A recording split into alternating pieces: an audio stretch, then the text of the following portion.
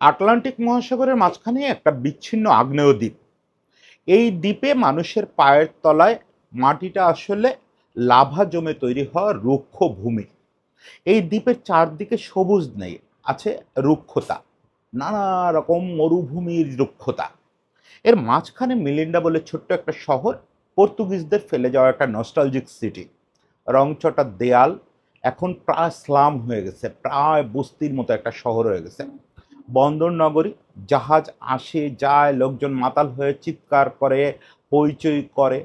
এই পরিবেশে কোনো আধুনিক সুযোগ সুবিধা নেই, এমনকি সুপেয় জলেরও প্রচণ্ড অভাব। এরকম একটা জায়গায় ৮০-র দশকে জন্ম নিয়ে আপনি নিজেকে কোথায় ভবিষ্যতে দেখতেন? ৪০ বছর বয়সে আপনি নিজেকে কি কল্পনা করতে পারতেন এখানে জন্ম নিয়ে? বড়জোর কল্পনা করতে পারতেন কোনো বিদেশগামী জাহাজের মাস্তুলে ঝুলে আছেন, কিংবা বন্দরের কোনো পানশালায় বসে মারামারি করতেছেন, কিংবা ইউরোপের কোনো ছোট শহরে অভিবাসী হিসাবে তাড়া খেয়ে বেড়াচ্ছেন। এরকমই তো হতে পারে এসব দ্বীপের এই মানুষগুলোর জীবন।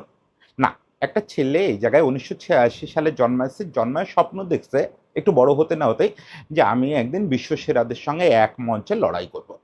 সেই স্বপ্নটা সে নিজের রক্ত দিয়ে ঘাম দিয়ে সত্যি করছে। সত্যিটা এমন সত্যি করছে যে সমস্ত পৃথিবী আজকে তাকে নিয়ে কাঁপতেছে। তার নাম ভজিনা। ভজিনহা নামের এই মানুষটা ৪০ বছর বয়সে প্রায় একা হাতে এবারের বিশ্বকাপের হট ফেভারিট স্পেনকে আটকায় দিছে মানে তাদের সঙ্গে ড্র করে ফেলছে। এই লোকটা এখন সারা পৃথিবীর সেন্সেশন, ভজিনহা। ভালো নাম জোসিমার জোসে এডিভার ডায়াস, একটু জটিল, আমরা ভজিনহাটাই মনে রাখি, কারণ এই ভজিনা নামের মধ্যেই একটা ইতিহাস লুকানো আছে।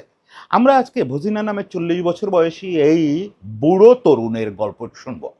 এই যে প্রায় বৃদ্ধ হয়ে যাওয়া তরুণ, যে তরুণের কাছে স্পেনের তরুণরা আটকে গেল, সেই তরুণের জীবন সংগ্রামের গল্প শুনবো, সেই তরুণের হাসির গল্প শুনবো, প্রাপ্তির গল্প শুনবো, এবং শেষ বেলায় এই লোকটিকেও কিভাবে ফিফা কাঁদালো সেই গল্পটাও একটু বলবো, সেই কথাটাও একটু বলবো।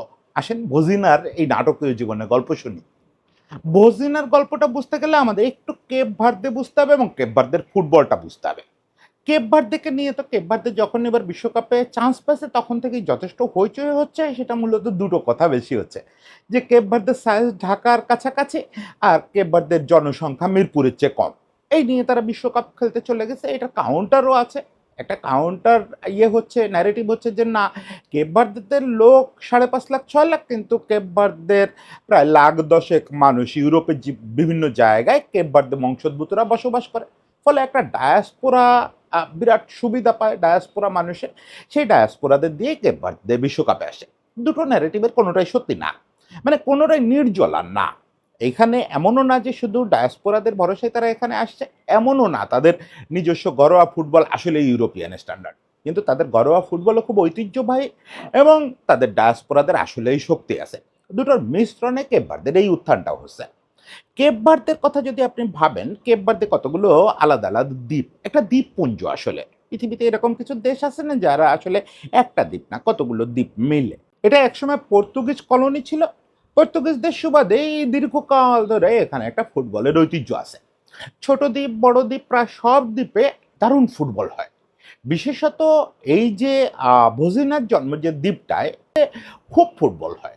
একেবারে ওখানকার বাচ্চাটা লাতিনদের মতো বা আফ্রিকানদের মতো ওই হাঁটতে শেখার পরেই ধুলোমাখা রাস্তায় ফুটবল নিয়ে দৌড়াইতে শেখে। আগে আগে শুধু দৌড়াইতে শেখে না, ফুটবল নিয়ে দৌড়াইতে শেখে। ওটা একটা ওই যে স্ট্রিট ফুটবলের একটা স্বর্গ, এই সান্তিয়াগো দ্বীপটা। এবং অধিকাংশ দ্বীপেই খুব সুন্দর ফুটবল হয়। আপনারা জানলে অবাক হবেন, ১৯৭৬ সালে এদের প্রফেশনাল লিগ কাঠামো শুরু হয়, ন্যাশনাল চ্যাম্পিয়নশিপ। সেই ন্যাশনাল চ্যাম্পিয়নশিপটা কত সুন্দর, ১০টা যে দ্বীপ, ১০টা দ্বীপে প্রফেশনাল লিগ হয়। প্রত্যেকটা লিগ দ্বীপে প্রিমিয়ার আছে, ফার্স্ট ডিভিশন আছে, সেকেন্ড ডিভিশন আছে, প্রমোশন আছে, রেলিগেশন আছে। প্রত্যেকটা দ্বীপের চ্যাম্পিয়ন দলগুলো মিলে ন্যাশনাল চ্যাম্পিয়নশিপ খেলে, যেটা ফিফা স্বীকৃত ন্যাশনাল চ্যাম্পিয়নশিপ। ফলে বুঝতেই পারতেছেন যে এদের ফুটবল কাঠামো কত শক্তিশালী। ১৯৭৬ সালে এই ন্যাশনাল চ্যাম্পিয়নশিপের শুরু। ফলে এটা এমন না যে শুধু ডায়াসপোরারা ইয়েতে কেপ ভার্দের ফুটবলে যোগ হয়েছে বলেই কেপ ভার্দের ফুটবল একটা কিছু হয়ে গেছে। এরা আগে থেকেই খুব শক্তিশালী ফুটবলিং একটা নেশন। সেটাও যে পর্তুগিজ কলোনির কারণে। আসলে ফুটবলটা তো পৃথিবীর যে জায়গায় যান আপনি ঘুরে ফিরে দেখবেন যে কলোনি দিয়েই এটা শুরু হয়েছে। ফলে ওই কৃতিত্ব কলোনিয়ালদের দিয়ে লাভ নাই। এটা আসলে একটা মিডিয়াম মাত্র। তবে এটা সত্যি আজকে এই যে ২০২৬ বিশ্বকাপে আমরা কেপ ভার্দেকে দেখতেছি। মিরপুরের চেয়ে কম লোক নিয়ে বিশ্বকাপে চলে আসা কেপ ভার্দে এটার বড় শক্তি ডায়াসপোরারা। মানে আমরা যাদের অরিজিন ফুটবলার বলি। বিদেশে জন্মানো, বিদেশে বড় হয়ে ওঠা, বিদেশের একাডেমিতে ট্রেনিং করা, বিদেশের ক্লাবে খেলা খেলোয়াড়। তারা ওই নিজের অরিজিন দেশের হয়ে খেলতেছে। সেটাই মূল শক্তি। ওদের এই যে ২৬ জনের স্কোয়াড এখানে ৫ জন মানে কেপ ভার্দের বিভিন্ন দ্বীপে জন্মানো খেলোয়াড় আছে। বাকিরা সবাই ইউরোপের বিভিন্ন জায়গায় বা আফ্রিকারই অন্য কোনো দেশে জন্মগ্রহণ করা। এই যে ৫ জন কেপ ভার্দেতে জন্মানো ফুটবলার, এই ৫ জনের ৪ জনও আবার হচ্ছে একটু ডিফারেন্ট। তারাও মানে বড় হওয়ার আগে, জ্ঞান হওয়ার আগেই ইউরোপের কোথাও চলে গেছে। সবচেয়ে সহজ ওদের ওখান থেকে যাওয়া হচ্ছে পর্তুগালে। কারণ পর্তুগালের সাবেক কলোনি তো, এটা ইউরোপের দেশগুলোর আফ্রিকান কলোনি যে দেশগুলো ছিল, তারা এই ফ্যাসিলিটিসটা পায়। ফ্রান্সের যেসব কলোনি ছিল, ওই আলজেরিয়া, অমুক তমুক এসব জায়গার খেলোয়াড়রা, মানুষরা খুব সহজে মাইগ্রেট করে ফেলে ফ্রান্সে। আবার পর্তুগালে যারা কলোনি ছিল, তারা খুব সহজে পর্তুগালে মাইগ্রেট করে ফেলতে পারে। তো ওই ৪ জন, ৫ জনের মধ্যে ৪ জন তারা তাদের শৈশবেই ফ্যামিলির সঙ্গে মাইগ্রেট করে বাইরে চলে গেছে। ওখানেই একাডেমিতে ফুটবল শিখছে, ওখানেই বড় হয়েছে। একটা মাত্র মানুষ আলাদা। সেই মানুষটা হচ্ছে ওই মিন্দেলা শহর, ওই যে পর্তুগিজ শহর যেটা এখন বস্তিতে পরিণত হয়েছে, সেই শহরে জন্মানো সেই আমাদের ভজিনহা। এই ভজিনা মানুষটাই আলাদা। এই ছেলেটা এখানে জন্ম, এখানে ধুলোর মধ্যে বড় হয়ে উঠছে, এখানেই ফুটবল শুরু করছে এবং পেশাদার ফুটবলের শুরু তার ওই মেন্ডেলো আইল্যান্ডে। ওখান থেকেই তার ফুটবলটার যাত্রা শুরু। এখন এই ছেলেটার নাম দিয়েই আপনি বুঝতে পারবেন ছেলেটার শৈশব কেমন ছিল। ছেলেটার নাম হচ্ছে ভজিনা। ভজিনহা শব্দটার সরাসরি কোনো প্রতিশব্দ পাওয়া যায় না। এটা পর্তুগিজ প্রভাবিত একটা ক্রিওল শব্দ। ক্রিওল মানে হচ্ছে স্থানীয় মিশ্র শব্দ। এটা ওখানকার আদিবাসী যারা ছিলেন তাদের ভাষাটা তো এখন নাই হয়ে গেছে। ফলে তাদের ভাষা মিশ্র যে রূপ ধারণ করছে ওটাকে ক্রিওল ভাষা বলে। এটা শুধু ওদের না, এই লাতিন আমেরিকার যেসব দেশের এই অরিজিন ভাষা মিক্স হয়ে একটা কিছু হয়েছে, এই মিশ্র ভাষাটাকে ক্রিওল বলে। মিশ্র জাতিটাকেও ক্রিওল বলে। এই ক্রিওল ভাষাটার এবং পর্তুগিজ ভাষা এটার মিশ্রণের একটা শব্দ হচ্ছে ভজিনা, যার আসলে কোনো সরাসরি অর্থ আপনি ইংরেজি, বাংলা, পর্তুগিজ কোথাও পাবেন না। এই শব্দটা দিয়ে ওই ইয়েরা কেপ ভার্দের লোকজন বুঝাতে চায় যে একটা বেঁটেখাটো ছেলে, যে ছেলেটা তার নানা-নানির আদরের ছেলে। মানে ভজিনা শব্দটা অনুবাদ করলে হয় নানা-নানি। কিন্তু নানা-নানি তো আসলে কোনো মানুষের নাম হইতে পারে না। আসলে এটা দিয়ে একটু দুর্বল, পরনির্ভরশীল এবং নানা-নানির আদরের দুলাল, এই টাইপের একটা ব্যাপার বুঝায়। এই সবগুলো বৈশিষ্ট্য ভজিনার ছোটবেলায় ছিল। ভজিনা হচ্ছে তার বাবা সামরিক বাহিনীতে চাকরি করতেন ছোট পদে, মা বাড়ি কাজ করতেন। ভজিনারে মানুষ করছেন তার নানা-নানি। এখন ও যখন রাস্তায় বেরোতো ও শারীরিক গঠনে খুব ছোটখাটো ছিল। এখন এই ৬ ফুট ৩ ইঞ্চি দেখে ভুলেন না। শারীরিক গঠনে খুব ছোটখাটো ছিল, দুর্বল ছিল এবং মানে একটু আহ্লাদি টাইপের ছিল। নানা-নানির কাছে বড় হইলে যা হয়। ফলে অন্য বাচ্চারা তারে ওই খেপাত, নানা-নানির বাচ্চাটা আসছে, নানা-নানির বাচ্চাটা আসছে। সেখান থেকেই ভজিনা শব্দটা। আসলে ওর নাম হচ্ছে জোসিমার। এই নামকরণটাই ওর ভবিষ্যৎ। মানে ও যে ভবিষ্যতে ফুটবল দিয়ে পৃথিবী কাঁপাবে সেটা ওই জসিমার নামের মধ্যে আছে। কেন? ওর বাবা বিরাট ফুটবল ভক্ত এবং ওর বাবার ফুটবল ভক্তির চরমে উঠলো হচ্ছে 86 এ। আমি অবশ্যই একটু অবাক যে 86 এ যদি কেউ ফুটবল পাগলের চরমে ওঠে, তার তো আসলে সবচেয়ে পছন্দের নাম হওয়া উচিত ম্যারাডোনা। সেটা পছন্দ না হলে সক্রেটিস হইতে পারত। কিন্তু উনি পছন্দ করছিলেন হোর্হে ভালদানোরে। ওই যে রিয়াল মাদ্রিদ লিজেন্ড এবং আর্জেন্টাইন লিজেন্ড। ভালদানো নাম রেজিস্ট্রেশনও করতে গেছিলেন ছেলের জন্য। কিন্তু ওই পর্তুগিজ সরকারের কি একটা আইন অনুযায়ী ওদের তখন ওই দাপ্তরিক নিয়মকানুন পর্তুগিজ সরকারের আইনে চলতো। আইন অনুযায়ী ভালদানো নামটা রেজিস্ট্রেশন করা যায় না। কেপ ভার্দের কোনো মানুষ ভালদানো নাম রাখতে পারে না তার ছেলের বা তার নিজের। ও পরে নাম বদলানো হলো, তখন উনি কি নাম রাখবেন? 86 এ ব্রাজিল দলে একজন অসাধারণ উইঙ্গার ছিলেন, ওই জোসিমার নাম। তখন ওই ভদ্রলোক ভাবলেন, বজিনার বাবা, যে যেহেতু ভালদানোর নাম রাখতে পারতেছি না, তাহলে জোসিমার। সম্ভবত ভদ্রলোকের ওই একটু সাইড নায়কদের প্রতি অ্যাট্রাকশন ছিল, যে কারণে জোসিমারের নাম রাখলেন। তো যাই হোক, সেই জিনিসটা দেখেন আজকে সেই জোসিমার বিশ্বকাপ খেলতেছে। ভালদানো বিশ্বকাপ খেলছেন, ওই ব্রাজিলের জোসিমার খেলছেন, এই জোসিমার আজকে ভজিনহা হিসাবে বিশ্বকাপ খেলতেছে। কিন্তু এটা প্রায় অসম্ভব একটা স্বপ্ন, জানেন? এই যে দ্বীপটা, এই দ্বীপে জন্মানো বাচ্চার জন্য হয়তোবা পসিবল। কিন্তু এই দ্বীপে বড় হয়ে ওঠা একটা বাচ্চার জন্য প্রায় অসম্ভব একটা স্বপ্ন। রিয়েলিটি হচ্ছে এই আধুনিক ফুটবলের যে ট্রেনিং, যে গ্রুমিং এর কিছুই তো ওই জায়গায় সুযোগ সুবিধা নাই। এইটা ধরেন আপনি ম্যারাডোনা, পেলে এই সময় পর্যন্ত এই গল্প চলত। যে আপনি ওই এলপিবে হিসাবে মানে রাস্তার বালক হিসাবে বড় হয়ে উঠছেন, তারপরে বিশ্বমঞ্চে আসছেন, বিশ্ব জয় করছেন। আজকের দিনে এটা প্রায় অসম্ভব, প্রায় অসম্ভব। আপনার সর্বোচ্চ স্তরে প্রতিযোগিতা করতে গেলে ছোটবেলা থেকে একাডেমিক ট্রেনিং লাগবে, গ্রুমিং লাগবে, নিউট্রিশন লাগবে। যতই আপনি গরিবের ছেলে হন না কেন, আপনি একবার একাডেমিতে ঢুকবেন, একাডেমির প্রসেসে আগাবেন। কিন্তু ও তো আসলেই ওই পেলে, ম্যারাডোনার মতো রোমান্টিক যুগের মানুষ। মানে রোমান্টিক যুগের মতো করে বড় হয়ে উঠছে। ও নিজে যখন প্রফেশনাল ফুটবলে ঢুকছে, তখনও পর্যন্ত তেমন কোনো আনুষ্ঠানিক ট্রেনিং পায় নাই। কোনো গোলকিপিং কোচের দেখাও পায় নাই। সে তার ১ম প্রফেশনাল ফুটবল যখন ক্লাবে জয়েন করলো, তার আগ পর্যন্ত কোনো গোলকিপিং কোচও দেখে নাই সে জীবনে। সে মূলত ওই পাড়ার ফুটবল খেলতে, খেলতে এবং সাইজে ছোট ছিল বলে কখনো কোনো ক্লাবে ঠাঁই পেত না। না ফরওয়ার্ড হিসেবে, না মিডফিল্ডে, না ডিফেন্সে, না কিপিংয়ে। সে অ্যামেচার কিছু দলে কিপিং করে বেড়াতো। তার কপালটা খুলে গেল ১৫-১৬ বছর বয়সের পরে হুট করে তার শরীরের একটা বৃদ্ধি হওয়া শুরু করলো। বললাম না বেটে ছিল বলে কোথাও নিত না, তার লোকেরা ঠাট্টা টিটকিরি করতো। কিন্তু ওই যে বড় হওয়া শুরু করলো, দেখা গেল যে পাহাড়ের মতো হয়ে গেছে, তাহলে গোলকিপিং চলতে পারে। এটা তো আপনারাও জানেন, আমরাও জানি, গ্রাম এলাকায় বিশাল দেখতে লোকজনরা গোল পোস্টে দাঁড় করা দেওয়া হয়, যাতে পোস্টের বেশিরভাগ অংশ দেহ দিয়ে কাভার করে ফেলতে পারে। এটা টেকনিকের দরকার নাই, কোনো কৌশলের দরকার নেই। তুই তোর বিরাট দেহ নিয়ে আটকায় থাকবি। আমরা দেখতাম আমাদের ছোটবেলায় গ্রামে সবচেয়ে মোটা-সোটা লোকটারে গোলে দাঁড় করায় দেওয়া হতো। এটলিস্ট গোলের ওর দেহের আকৃতির জায়গাটা তো কভার করে রাখবে। কিন্তু ভজিনার ওই ৬ ফুট ৩ ইঞ্চির দেহটাই তার একমাত্র সম্বল ছিল না, সেটা খুব দ্রুত ক্লাবগুলো টের পেয়ে গেল যে এ একটা ঈশ্বর প্রদত্ত গোলকিপার। এবং তার এই নামটা ছড়ায় পড়লো খুব দ্রুত। তার ওই শহরের যে প্রো লিগ হয়, প্রো লিগের একটা ক্লাব তার সঙ্গে কন্ট্যাক্ট করে ফেলল। সিএস মিন্দেলেনিজ নামে এই ক্লাবের হয়ে তার আসলে পেশাদার জীবনের শুরু। এখানেই সে আসলে প্রথম ফর্মাল কোনো কোচের সঙ্গে দেখা পেল, প্রথম ফর্মাল কোনো গোলকিপার কোচের সঙ্গে দেখা পেল। এবং খুব দ্রুত তার উন্নতি হলো। এখানে এক সিজন খেললো, পরের সিজন আরেকটা স্থানীয় ক্লাবে খেললো। সে ওই লোকাল লিগে ২ বছর খেলছে। ন্যাশনাল মানে রাজধানীতে কখনো, ওদের যে রাজধানীর যে দ্বীপটা, ওই দ্বীপে কখনো খেলে নাই। সরাসরি ওখান থেকে সে চলে গেল পর্তুগালে। কোনো একটা যোগাযোগ বের হয়ে গেল, পর্তুগালে গিয়ে 3rd ডিভিশন বা 4th ডিভিশনের একটা ক্লাবে খেলা শুরু করলো। এরপরে সে বেশ কিছুদিন যাযাবরের মতো ছিল। অ্যাঙ্গোলা, স্পেন, ফ্রান্স বিভিন্ন জায়গায় ৩য় সারি, ৪র্থ সারির বিভিন্ন লিগে খেলে বেড়াইছে। এবং ওই লেভেলের ফুটবলে, ওই ইউরোপ, আফ্রিকার ওই লেভেলের ফুটবলে, ইউরোপের ওই লেভেলের ফুটবলে সে মোটামুটি একটা পরিচিত নাম হয়ে গেল।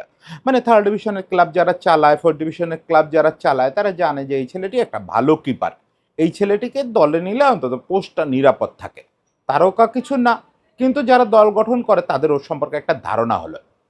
এই সময় সে ২০১২ সালে প্রথম ব্রেক পেল হচ্ছে জাতীয় দলে। জাতীয় দলে ততদিনে কিন্তু ডায়াসপোরাদের আগমন শুরু হয়ে গেছে। এর আগে কেপ ভার্দে মূলত লোকাল খেলোয়াড়দের দিয়ে দল করতো, কোনোদিন আফকনে তেমন কিছু করতে পারে নাই। আফ্রিকান দেশ তো, ওই মানচিত্রের হিসাবে এটা আফ্রিকান দেশ। যদিও রিলেশন ইউরোপের সঙ্গে বেশি, সেটা তো আফ্রিকার অনেকগুলো দেশেরই রিলেশনটা ইউরোপের সঙ্গে বেশি, কিন্তু দেশ হিসাবে তারা আফ্রিকান। তো আফকনে তেমন কিছু করতে পারতো না, বা কোনো লোকাল কোনো দাপট-টাপট ছিল না। কিন্তু ২০১২, ১৩, ১৪ এই টাইমটায় ডায়াসপোরা ফুটবলারদের আগমন শুরু হলো। আমাদের এখন যে ফেজটা যাচ্ছে, আমাদের হামজারা যেটা শুরু করলো, তখন ওরা একটু, একটু করে শক্তি হয়ে উঠল। সেই সময় ওদের কিপার নিয়ে ওরা একটু কনফিউজড ছিল। তখন 3rd কিপার হিসাবে ১ম ভজিনাকে দলে ডাকা হলো।